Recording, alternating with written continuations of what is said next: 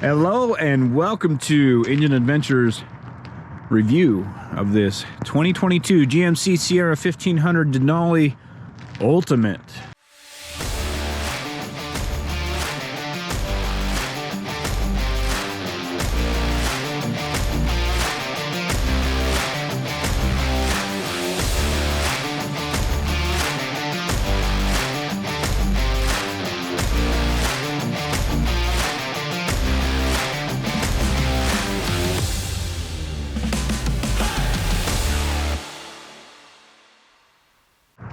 Welcome to another beautiful morning in Utah with the sun just touching the 11,000 foot peaks over there, and of course much lower on that side.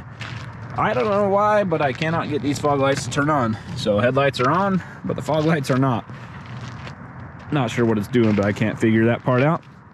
Denali Ultimate, everything you see except for the biggest thing on this truck comes standard on the Ultimate trim. So this paint color is an additional $495. Everything else we'll go over today on this vehicle comes standard. It's got 22-inch wheels on Bridgestone. I don't even know what they are. Some sort of Bridgestone tire. They're definitely like it's an Alenza, it says. 275/50 R22s. Definitely a kind of a highway tread. And yeah, it's got the multi-pro tailgate. I actually haven't even looked to see if it has the... Nope, doesn't have the speakers in there. So that's not a standard feature on the Ultimate. Does have the grab handle here. All of the trailer stuff. So the wiring for inside a trailer, outside the trailer, 7-pin, standard 2-inch receiver. It's got this step here, so you can hit the button and it will swing all the way around to here, so you can step up in to the Carbon Pro bed. As you can see, the little fibers in here, and I do like this bed a lot, actually. Really wide, so the wheel well space here super wide. It still has your notches for 2x6s or whatever you want to lay across there if you want to build a shelf. Easy to do with this thing, and tons of tie down points in here, 3 in each back corner, and then 3 in the front corners, 2 at the very front. It does have the 110 volt, 115, 120, whatever it may be, there in the back as well. Very nicely equipped. You can see the LED bed lighting, and up here as well. Notice there's 2 cameras there. It does have the rear view mirror camera that yeah, anyway, instead of having a rear view mirror, you can flip it over so it's a camera. I did have these lights on a minute ago. Again, I'm not sure, without having the truck actually on, I think it limits what I can do. Here we have, of course, the venerable 6.2 liter V8 with 420 horsepower and 460 foot-pounds of torque, paired to the 10-speed automatic. I should have talked about this more on the freeway section that you'll see in a few minutes, but anyway, it shifts extremely smooth. It has plenty of torque, so with that 10-speed auto, it'll hold you between like 25 and 3,000 RPM, and it will feel like it's just going. Like it's got so much torque that it doesn't struggle, and with the 10-speed, it can keep you right there in that torque range, and it really just moves quite well. Love this engine, one of my favorites, and kind of a dying breed at this point. 6.2 liter V8 when they're switching to a 2.7 liter inline 4 that's turbocharged and has more torque than this one. So things are changing, but I do love this engine. So I do have to have the vehicle on to get the fog lights to come on, but now with it on, there you go. And this is how it should be. So these are just the daytime running lights. I don't have the headlights on, just daytime running lights and the fog lights. Perfect setup, that's how you want it. Everything on this truck is kind of black or chrome. Nice dark GMC logo, huge grille. Look at the size of that thing. And then chrome tow hooks, which it has tow hooks. It's a truck, it should. And yeah, everything else on here, Ultimate 6.2 GMC. It's just kind of a black and chrome look with side steps that pop out, everything about it. And this paint's some sort of titanium rush metallic, something, I don't know, some sort of titanium metallic. And once you get it in the sunlight, it really will reflect. Trying to get some of that dust off of there, but anyway, it's got the gold, not the gold flake, but the sparkly metal flake in there. It really reflects quite well. Very beautiful paint. Almost has a purplish hint to it. I couldn't decide if it was blue or purple, but I think it's more of a purple color, but it's so dark it's hard to see. Anyway, again, chrome exhaust tips, chrome around the dark badges, and that's just the theme here, dark and chrome. And it's not a ton of chrome. You can see around the window surrounds with the black B pillar there.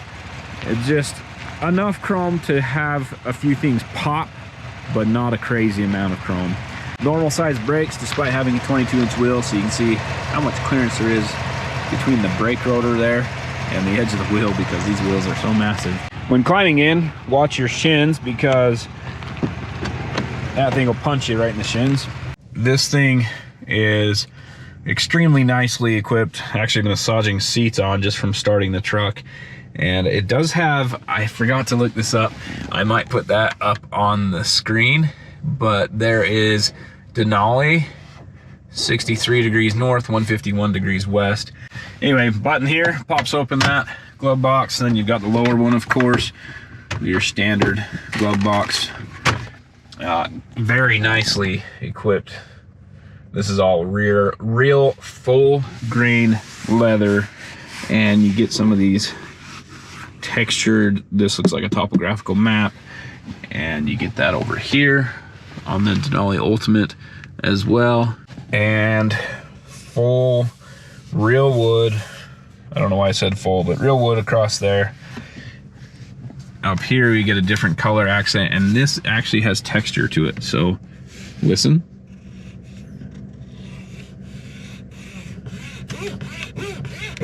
Hope you can hear that. Anyway, it's textured there. And the only thing in this that has piano black is right here and around the bezel here, which, I mean, that does kind of make sense for the screen. And anyway, I've only had a little bit of sun reflection. If you've seen me talk about any other vehicles with the piano black, you know that I think it's a dumb thing to do. But in this vehicle, it's so subdued. It does look really nice. But it's super reflective and it gets dirty really easy. So in this one, I actually think it looks quite nice. Trailer brake controllers here. Rest your hand here while you drive. Trailer brake controllers there. Super cool location for that. First time I've seen it here. Up here is great as well. I would have been fine with it up here, but they decided to put a massive engine stop-start trapezoidal type thing here. It took me a second to find it because I was looking for a round button, but this big paddle is your stop-start switch. Anyway, bunch of buttons here, not a whole lot to go over that's unique. You have the lane keep assist, parking sensors, which this one actually doesn't have parking sensors, so it's one of the parts they couldn't get when they made it. Auto stop start, open the tailgate, flashers, traction control, downhill assist, and that button rolls down all four windows at once. What if I hit it again? Nope, it just stays down. So I wasn't even sure what that would do. But there you go, rolls down all the windows at once. Has just a moonroof or sunroof here. Doesn't have the full panoramic one. Suede headliner and head-up display. It's flickering there. I mean, it's just got so much stuff, and everything looks really nice. Right here in the steering wheel, you can see this part that reflects. That's for the Super Cruise. This is also the camera that watches your face for the Super Cruise, which I quite enjoyed the Super Cruise. It changes lanes, does everything for you on its own. You have to keep looking ahead. Even with sunglasses on, when I look to the side, it would catch and start flashing right here. It does have one section, oddly enough, it's one exit. So it's like they were mapping the freeway, either had to take an exit to get fuel or took a different route and came back down and got on the freeway the same section. Anyway, it's just the distance between an off-ramp and an on-ramp of the freeway where it's not mapped. So it'll shut off the Super Cruise on me, and then I just have to re-engage it. And it shows, so on the head-up display, I don't know how much you can see with the flickering, but it has a 25-mile-an-hour speed limit, how fast I'm going. And then just to the right of my actual speed, it'll put up this symbol saying that it's a mapped section of Super Cruise. All this really nice. Heated steering wheel, heated seat, back and bottom, just the back. Ventilated seats, passengers all the same. Of course, no heated steering wheel, but the other three. It has the massaging seats, and I won't go over entirely how to do all that, but it's all one switch. You twist a dial to adjust your back bolster, the massage, the lumbar, and upper shoulders. There's the massage, it's working now. Anyway, and you can change what kind of massage you want and the pressure of it. And anyway, it's a fun feature to have, but I don't know. It's not bad. The Mercedes massaging seats are definitely a little better than this, but that vehicle's not nearly double the price of this one. So I forgot to mention the wireless phone charger right there. Inside the center console here, you have another 110 volt, a USB-C, USB-A, and additional storage down there. Full-size papers do fit right there, and I believe they fit this way as well, just barely. So you can fit full size. This one's actually, you can fit a folder that way. So plenty of storage in there. I do typically prefer a 6-passenger setup, but this isn't too bad. Notice this as I was moving to the back seat. I love the GM stickers here. We have the towing one and the regular one. So gross vehicle weight rating 7,100 pounds, gross combined 15,000, gross axle on the rear 38, and the curb weight is 5621. So that leaves payload, which actually you can see up there, but 1479 for the payload.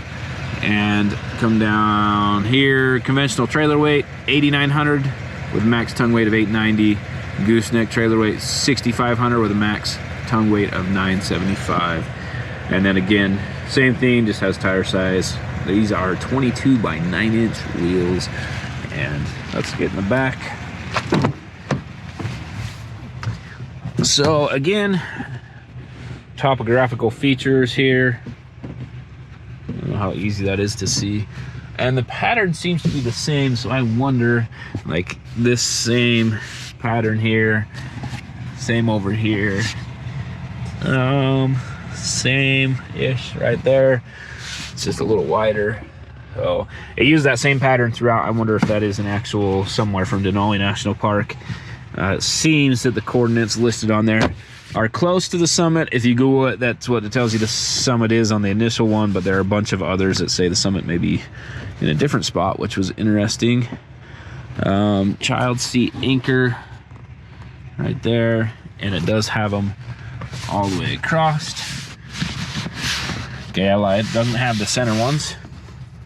So it has the seats anchors here, but not for the middle seat, which is plenty wide. Just put them in there. I do have 3 kids, so I guess I complain about that a little bit more than some other people.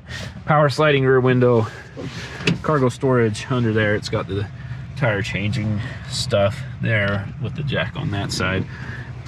It is one-handed. It holds it very nicely, but if you pull hard enough, it comes right down. No separate climate control, but you do have heated outboard seats here and your own vents, USB-C, USB-A, no extra power sources or anything on the door, just a pocket and maybe a bottle holder there. And up top, normal lights right there, no sunroof or anything there, so pretty standard. Tons of room though. This thing is very roomy. I love these trucks because I can put the car seats in and still walk behind them to get to my stuff. Sorry, you're gonna be seeing this bag more often now. That's kind of my go bag for the car. It's got fire extinguisher, first aid kit, some other stuff that I should have had all along. And anyway, I've got that stuff now. Pricing: 2022 GMC Sierra 1500 Denali Ultimate.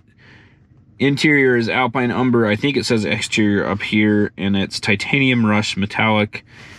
Right here it should say 6.2 liter V8, and then transmission 10-speed auto. It does have the 323 axle ratio standard. Anyway, all this stuff is standard. You can see the total options are $445 because $495 for the paint minus $50 credit because it's missing front and rear park assist, which includes the later retrofit. Total vehicle and options $79,145 with destination of $1,695 brings the total to $80,840. EPA estimates of 20 highway, 17 combined, 15 city, and I've been doing slightly better than that. Right now I'm at 16, but I've been averaging a bit more, and my commute is definitely more highway, but I've been above 20 for a lot of the highway stuff. Anyway, yeah, not much to talk about here. Like I said, everything is just standard on this. It comes with so much stuff, and I'm kind of surprised that it comes standard with Super Cruise. Driving on the freeway, and this thing, there's my other hand, one hand's holding the camera. It's changing lanes by itself, it's driving itself. I have to look ahead, but other than that, I don't have to do much. So this GMC Super Cruise is pretty cool, and it actually works pretty well. I've many times, so the sun comes up almost over those mountains straight ahead of us, and it's, like I said, changing lanes. It does like the left lane, and it hangs out in the left lane more than it should, but other than that, I really like the Super Cruise. Yesterday, sun came up over the mountains over there and kind of blinded the cameras so that they couldn't see, or where the lines were rather, on the road. So it would give me a warning. The steering wheel here would flash red saying, hey, something's going on. Look at the screen down below, and it says I can't see lane lines or something like that. So the system is really quite good, and I had my sunglasses on. When I looked away, you know, turned my head away for a while, it would detect that I wasn't looking at the screen, or sorry, looking at the road, and it would disable the Super Cruise. It would also begin to slow down, and I don't know if it would slow to a complete stop or what it would do, but it would definitely start slowing down when it would disable the Super Cruise. This thing has the head-up display there. It's probably flickering for you guys just because of the refresh rate and the frame rate of the camera, but it is very nice to have, very clear. Now, this is the first time it's done this for me, so it is merging out of the fast lane, rather out of the passing lane, back to the normal driving lane. So it did realize there was an opening there this time and moved out of the passing lane so that other traffic could go by. As you can see right here, we are getting passed by another vehicle. This thing is super smooth, super quiet. Shouldn't say super quiet, but more quiet than most vehicles of this size, and pretty darn smooth as well for things this big. I would say the Ram 1500 Limited or Laramie would be kind of about on par with this, maybe slightly better. It's been a long time since I've been in one, so I can't remember for sure if the road noise is quieter in one of those or this. But either way, very nicely equipped truck.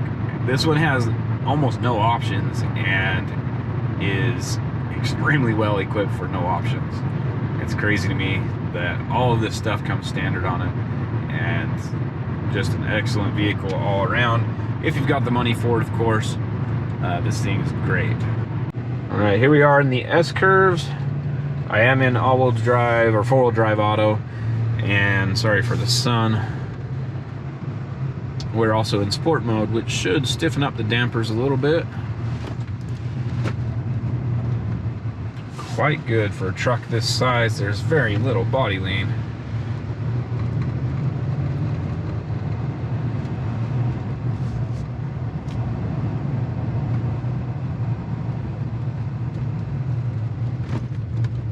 Yes, very good. Much better than you would expect for something of this size. Auto stop start. There we go. Now we're actually on. It says accelerate to begin. Okay.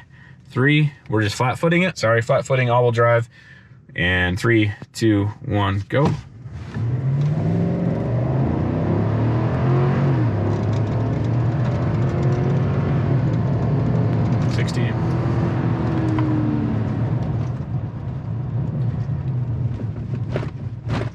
Takes a second before it hits the torque range. When it does, it really goes. Okay, our number was 7.37 seconds. One thing I failed to mention, it does have the magnetic dampers, at least here on the front.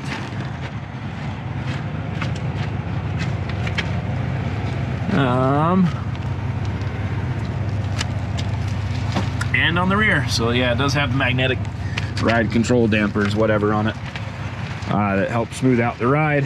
And I was getting a suspension error, so that's why.